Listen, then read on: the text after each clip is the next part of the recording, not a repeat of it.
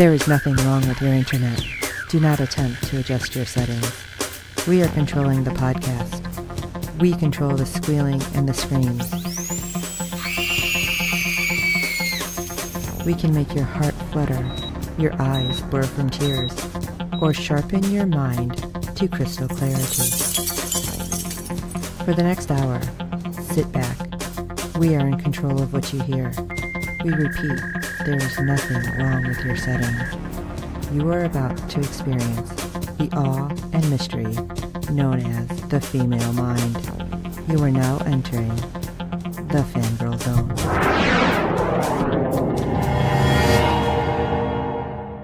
Welcome to Sci-Fi Talk on the Fangirl Zone, a podcast where we discuss shows on the Sci-Fi Channel. I'm Steve. And I'm Sean Fangirl S, and tonight we'll be discussing episode 12 of season 4 of The Magicians. Okay, so this was getting crazy. Yeah, just a little cuckoo. Oh, yeah, all right. So let's just talk about the ratings before I go all like, whoa. Yeah, all right. Episode 12 brought in as 0.20 in adults 18 to 49 with 0.560 million viewers, making it the 27th overall cable show for the day. Not bad. Keeps climbing. Oh my gosh. And the way this is going. I know. And of course, Nielsen has gone on vacation again because we have not seen any live plus 7 since since episode 10. Of course not. Of course not. Why would we have anything? Come on. That are the most important. They go out to lunch. Right. All right. Well, let's jump into episode 12. Because, the synopsis is just so huge. The Secret Sea. Quentin yells at a plant and Margot stares at a fish. Yes. Thank you. That makes me want to watch it. Yes, it really does. Oh my gosh. I'm telling you, maybe next season, assuming we have a season. Oh yeah, we get season 5. Okay. I don't remember. No, yeah, that's a given. Yeah, you know what? But is it? Because we were going to get the next episode or next season of ERP, and look what's going on right now. Exactly. I trust nothing. No. But anyway. All right. Maybe next season we'll get better. Yeah. Synopsis. Let's start with Team Fillory as we see Finn carrying a goldfish in a bowl.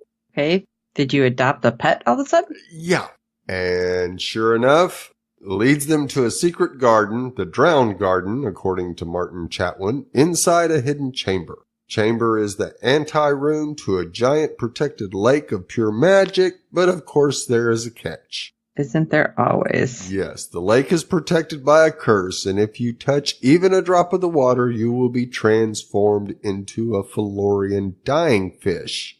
That doesn't sound good. No, which sadly is what has happened to John. Yeah, I love it. No, don't touch it. Yeah, as he is the fish in the bowl. Yeah, maybe you should have led with that, Fen. Yeah, I think so. So let's check in with Team Library. As Breakbill's Todd warns Dean Fogg not to enter his office. Todd, I swear to God, if you shit in my private bathroom again. No, it's not that. The librarians have come to arrest Fogg for his drunken lecture and act of rebellion. I still think that was funny. Oh, it was absolutely hilarious. Fogg informs him that he's been expecting them and enlists Todd to help him rescue Katie and the librarian from the poison room. I love this. Yeah. He disguises one book as another highly contraband one and instructs Todd to put it in the return chute. And don't try to Todd this up. Yeah, that's exactly what I loved. And Todd's like, okay, I won't. Do me? Right. He's like, I don't understand. How could you not, Todd? Come on. Right? Come on, Todd. You've been this route before. Yes. So we find that Katie and Zelda, being trapped in the poison room, have vomited up the last of their bugs and are starting to panic. Ew. Yeah. But luckily for them... Huh. Okay. Yeah. They are approached by none other than Christopher Plover, who has managed to survive the poison room after being pushed in by Alice ages ago. Now, he offers to teach them his trick for surviving in exchange for their help escaping the room. And I love that they're like, okay, do we die or take the help from this jerk. Yeah. They're totally repulsed by him, but begrudgingly accept the deal. And he gives them a plate full of moss that grows in the room. His theory is that it must counteract the poison because it's the only living thing that can survive and grow in there. And why else is he still alive? Yeah. Now, of course, they all swallow a bitter mouthful of moss and the bitter pill of having to accept help from Plover, which, thank God, Alice wasn't there. Oh my gosh. But, of course, the moss didn't work, and Katie and Zelda are still getting sick from the poison. Right. He's like, oh, it must be that spell that Martin put on me. Yeah. Really? That you're just realizing that? Yeah. So much for being this super intelligent person. Right. So Katie starts to lose it, and I'm going to die in the most ironic way possible, just like Penny. And you just go, no, you can't. When Zelda informs her that if they can escape in time, the library does in fact have a cure for the poison room. Oh, she shouldn't have said that. No, because now Katie is super pissed. Yeah, you let him die. I thought she was going to lay her out. Oh, I mean, did too. she's pretty famous for her right hook at this point. So absolutely. Now, of course, Zelda tries to blame it on Everett, but Katie isn't accepting that answer at all. I don't blame her. No. Now, of course, back up in the library, Cyrus informs Everett that Zelda and Katie are trapped in the poison room. Not good news. Everett reaches out to Zelda by knocking her out and speaking to her through her subconscious. And then we get this nice conversation. I wonder if she knew this was something that was possible. She didn't seem surprised. No, absolutely not. I'm sure she thought it was possible. And she confronts him about his plan to become a god, and he explains that he's only doing it to protect the library and knowledge from the monsters. Where have we heard something like that before? Yeah. And also to take the knowledge that the old gods possess so that the library can control it. So the library can control it. Yeah. Hitler much? Right. And obviously, he doesn't know the story that we've learned from the binder. No. Because then he would know you can't control it. No. And he tries to convince her that he is the only means of protection they have. And of course, she reminds him that Bacchus and the other librarian-turned gods tried this as well, and they fell prey to their own hubris. Well, of course they did. But I'll be different. Yeah, I have you. Right. You're going to be my conscience. Right. Not going to happen. Not going to happen. Hungry. Yeah. And he also tells her that he's been storing the siphon magic into large reservoir, which just happens to be the one Finn discovered. But the only one who can access it is Quentin Coldwater. Yeah, why? Yeah. That's not sure. I didn't like that. All of a sudden. Yeah. It has to be him. Why? Why does it have to be him? Right. Meanwhile, the book that Fogg disguised has made it to the book return, and he follows two librarians who have to reshelve it to the poison room. He incapacitates them by turning them into puppies and unlocks the door. Which, first of all, that was the cutest incapacitation ever. Oh, absolutely. But we kind of skipped that he was down there because he was arrested and they were going to put him in a cell. Right. But thankfully he was wearing, quote unquote, the right suit. Yeah.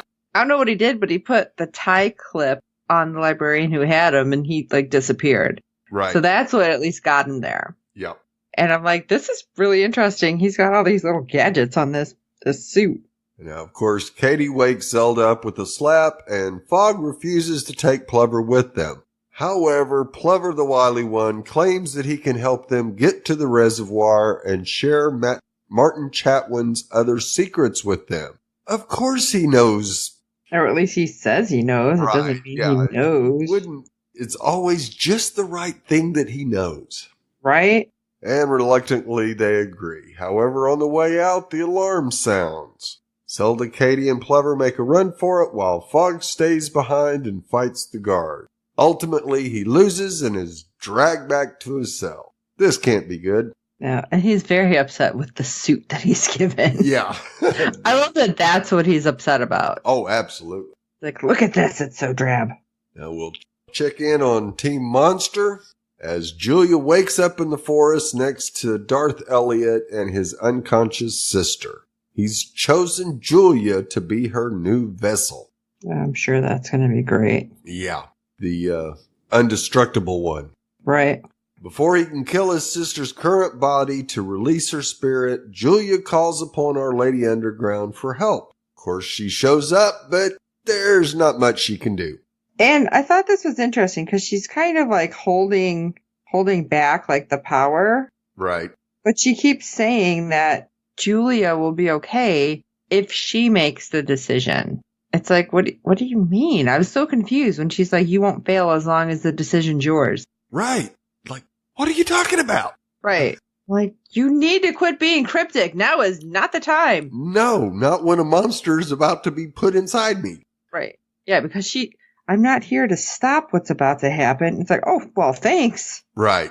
Now, of course, the sister spirit escapes her vessel and enters Julia before she can make the choice. Now we have a Darth Julia on our hands. And she is way worse. Yes, because she immediately murders Our Lady Underground with just a snap of her fingers. That was crazy. Like, I was not expecting like it to just be like, boop, and you're done. No, not at all.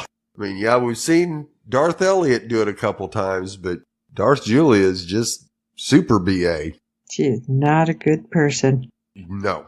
And especially the way she goes on in this episode. Yeah. And later on, we check back in with the siblings who are walking hand in hand through the park. And Darth Julia notes how much has changed since she's been gone and how much her brother has changed as well because of his time among the humans. This might not end well for Elliot either. That's what I was thinking. Yeah. He asks her if he has a name and she replies, why would you need one? Starbucks mostly. And that's when I felt like she got like even more pissy about it. Yes, absolutely. You're getting too comfortable with the human. Right. And it's like, maybe he just wanted to try to make a joke. But then again, like he's been around our crew for a while and Elliot is somewhere inside still. Right. So that's why, he still has that little bit of humanity and she's just like, you suck. Yeah. Because he wants to spend more time with her and all she's got on her mind is revenge. Yeah, apparently if she was the one who had gotten out first, just the whole crew would be dead. Right. And Darth Elliot would never have occurred. She probably killed her brother long before. Now, not only the gods that murdered her, the Darth Elliot took care of them already. But right. On their parents, the old gods that made them and abandoned them. Now, of course, Darth Elliot questions her, but how do you kill an intangible thought creature? Where do you even stab? I feel like this was something that was said previously. Like, not by him. Right. But I feel like our crew has said this before. Or something along these lines. Oh, absolutely. Yeah, when they were supposed to kill Umber, it was like, how do you kill a god? Well, hello. There's ways. Yes. It's like, oh, okay. Now, of course, she explains that they're vulnerable in their own realm. However, the only way to access that realm is with a key that has been hidden where else but the library. Yes. So great. Do the librarians even know they have this? Right. More than likely, only Everett knows that that's there. Great. He's going to be super helpful, I'm sure. Yeah. Well, let's check back in with Team Break Bills. So you have Penny, who delivers really bad news to Q, Ellis, and Margot in the loft. They have the axes, which we know because we've heard the story several times. Yes. They have the bottles. They have the incorporate bond, but they don't have enough magic to hold Monster Elliot, let alone two monsters. Right. So this really isn't going to be good. No. So there has to be a way. So who do they go to? The only person that really knows that they're there, Fogg. But he is getting arrested. And right when this is happening, they get a magic rabbit message. And then they get a second one. Because they're like, who the hell is this from? It's like, sorry, it's fun. Which that was funny. They had to add that second one in. But she's like, there's a large reserve of magic. All right, we need to figure out what to do, how to get to it. Right. So Penny and Q head to Fillory, and Margot stays behind because she is still exiled. But Fen decides to visit her because she has to tell her about Josh. Yeah. Fish Josh. Great. And Margot's like, what the hell is going on? She's supposed to turn white. And then at one point, it's like, did he start floating upside down? Oh, yeah. Oh, yeah. We almost lost him there. Yeah, Fen's like, oh, you have to have constant eye contact, otherwise they'll die. What? Yeah, what kind of strange fish is this? Of course, Fillory would have something like this. Of course. Usually they get it from their fish mommies, but we'll have to fill in. Margot's like, are you kidding me? Yeah, I'm stuck here having to stare at a fish while everybody fights the monsters. Right. This is not my job. It's like, great. What's going to happen there? That's where I'm thinking, like, we almost lost him. This isn't going to go well. And then, yeah, as she's like staring at him at one point, Fen's like, oh, you have a connection. Yeah. It's like, Fen, stop. This isn't cute. My gosh, this woman, she cracks me up though. Oh, absolutely.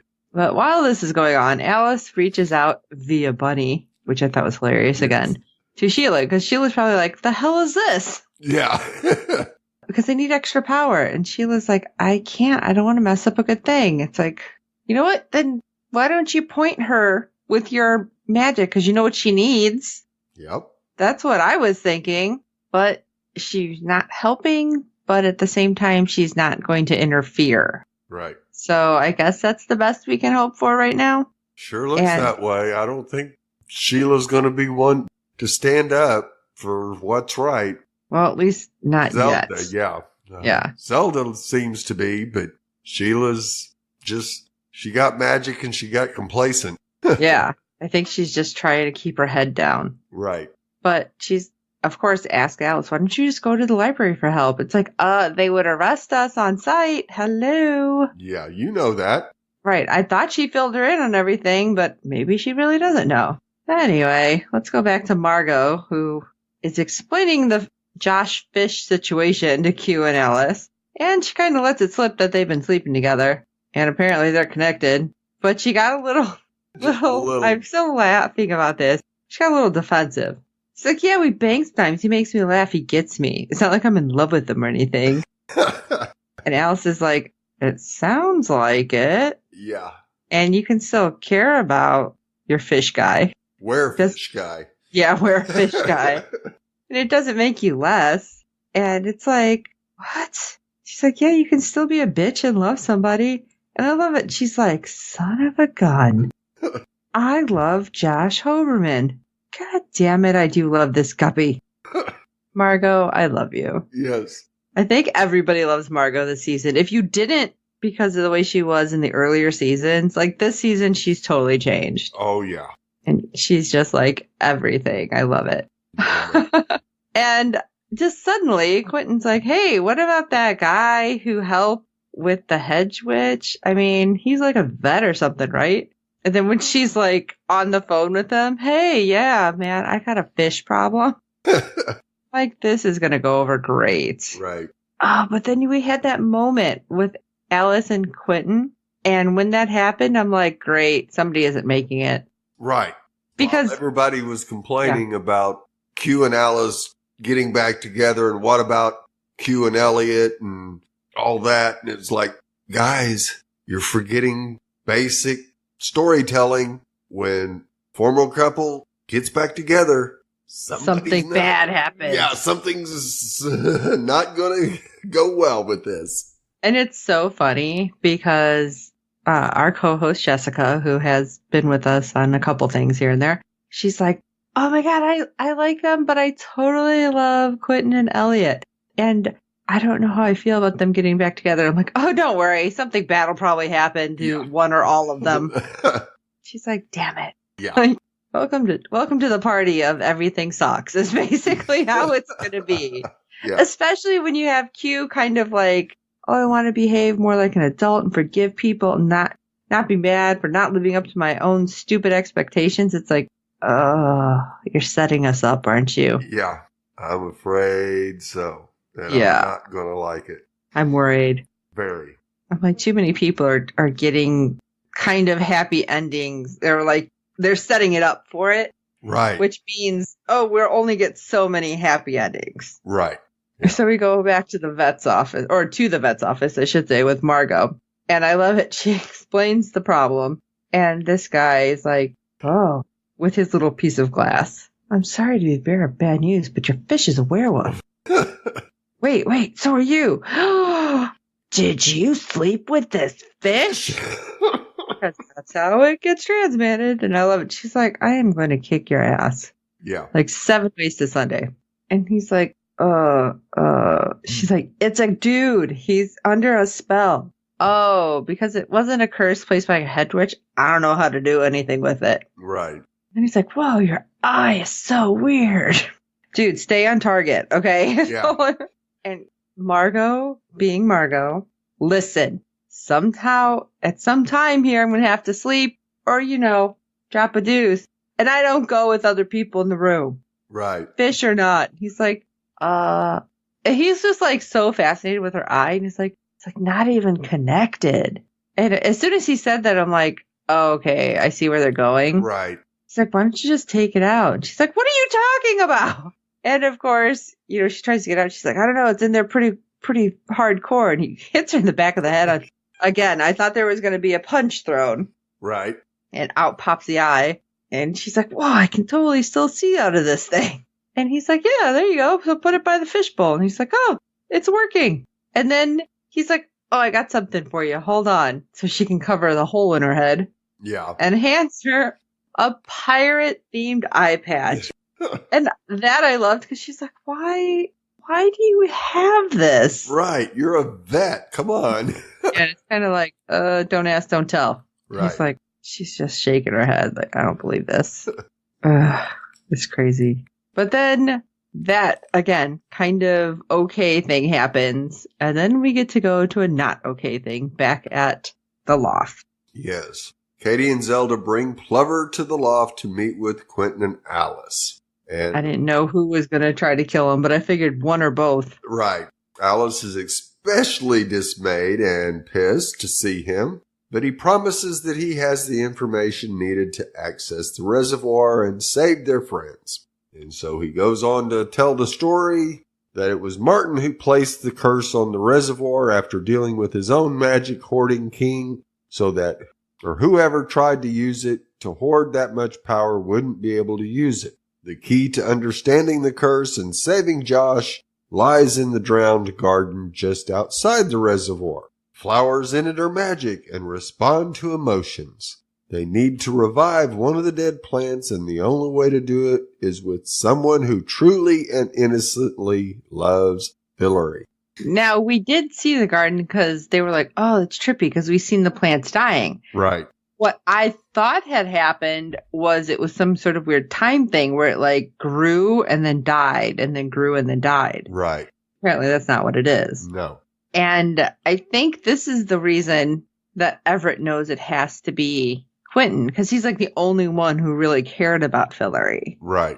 But of course, Quentin is hesitant because he's an adult now and he worries that his love for Hillary has soured now that he knows what Hillary truly is. And plus, he's spent time with the senators and everything, and things are just not right for him. Right. Yeah, he's had his whole world just crashed in on him. Right. And of course, Zelda tries to assure him that he is their best chance at getting the flower to bloom. And this is where I'm worried. I'm like, did Zelda drink the Kool-Aid? Right. Of course, after the others leave, Penny tries to convince Katie to take the library's cure. And of course, she's considering not taking it so that she can die and be in the afterlife with her Penny. Not yet. Oh, yeah. And our Penny knows everything's happening right now. Right. And I think that's why he was like, no, we need a break. Tell her that it's over for now. Right. But I love it. But I just feel like it doesn't matter because she is so heartbroken. She wants to go to her Penny. And then Penny 23 was just like, why do you want to leave your friends and everybody who loves you here? Right. Which I get it. But at the same time, it's like, it ain't the same. Right. I'm sorry, it's not quite the same. No. So back in the drowned garden, Plover lurks over Quentin as he struggles to find positive things to say about Fillory. And finally, Q just puts his foot down and makes Plover leave the room. Well, yeah, come on. He's the one who soured it once he found out everything. Oh, absolutely. But still fails to make the flower bloom and begins to beat himself up. Of course, Alice tells him that even though he's trying to let go of who he used to be, what he needs to do right now is to hold on to the past and hold on to why Fillory was so important to him in the first place. This is not going to be easy. No. Believing in something is almost impossible, but the Quentin that I first met believed in magic and in Fillory. Being an adult doesn't mean throwing away what you used to love. Well... I kind of feel like it does sometimes. Yes. At least that's how everybody always makes it feel. Yeah. So Alice and Penny also leave the room so that Quentin can have his moment to himself. It was kind of sad. Oh, it absolutely was sad. He had just this like heartbreaking monologue where he was like, I loved this place and it's what saved me, this idea. And then nothing is here that it was supposed to be. And just listening to him, I felt like we're going back to season 1 Q. Right. Who was just suicidal. Right. And it's like, oh man, this is rough. And then when he finally just throws out the shouldn't loving the idea of Fillory be enough. And I'm like, I don't think it's enough. Yeah. But boom, it started to come back. He's like, holy crap. So Penny takes some of the leaves of the flower to cure Josh, and Alice and Quentin eat their own leaves and begin to drink from the reservoir. So now they have some major power. They're juiced up. Yeah. Of course, we see the monsters have breached the library, slaughtering librarians left and right. And they easily break into the poison room and retrieve the key. Yeah, I think those 2 librarians that tried to stop them, weren't those the ones that were turned into puppies? Probably. That makes me sad, too. I'm like, aw. Now, of course, Sheila manages to hide from them and send a magic rabbit to Alice, warning them of the attack.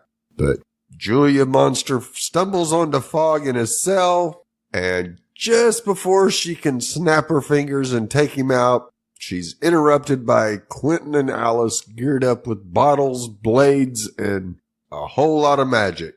And now... yeah, she's just like, oh, adorable. Yeah. What? Now, that moment, though, Julia had with Fogg, I felt like Fogg was like, all right, I have to stall. Right. And I was tearing up a little. Yeah. Because Fogg's like, I'm sorry, I did something. Because she didn't just kill him right away. Because I think at that point she's like, oh, why are you in a cell? Right. It's like, what did you do that was so bad? And it was just like, oh, man. What's going to happen? I feel like we're in another timeline. Right. Is the Watcher woman going to reset? Yeah, exactly. But it was sad, like that moment, because he's like, I'm sorry. And I was sitting there like, that says a lot. Yeah, that Fogg actually apologizes for everything that has happened to her. That he tried to help. He thought he was doing good. It's like, oh. There was a lot of those moments in this episode. It was. And again, it's just leading up to horrible heartbreak, I feel. Yeah, I'm right there with you because this just cannot end well. Nope. I don't feel good about this, but I guess we'll find out. Well, what do you guys think about the episode, the season, everything? Let us know. Shoot us an email at sci-fi talk@fangirlzone.com. And while you're at it, if you can rate and review us on iTunes and every other platform you find us on, because good ratings and reviews help other fans of the show find us. Tell your friends. Like I said, we got our co-host Jess into the show. You should bring all your friends in. Absolutely. And of course, we hope you're enjoying the podcast. Don't forget to check out the website, www.fangirlzone.com. It has our contact page, which leads you everywhere that we have pages to make it easy. A lot of our photos are ending up on Facebook right now because I am still having a problem. I am just not web savvy, apparently, with this site. But you can see the cons that we've been at. And then, obviously, there's there's big cons coming and some delays because one of us is having a whole new adventure. Yes. He's going to be hitting up new cons soon-ish. So, yay, Steve's going to be going somewhere new for new cons. Yep. Closer to Sean, too. Yeah. Like, we might see both of us at cons at some point here. Yep. But for this episode of SyFy Talk, I'm Sean Fangirl S. And I'm Steve. Well, of course not. He's a Felurian dying fish. A Felurian fucking fish is a totally different species. And until next time.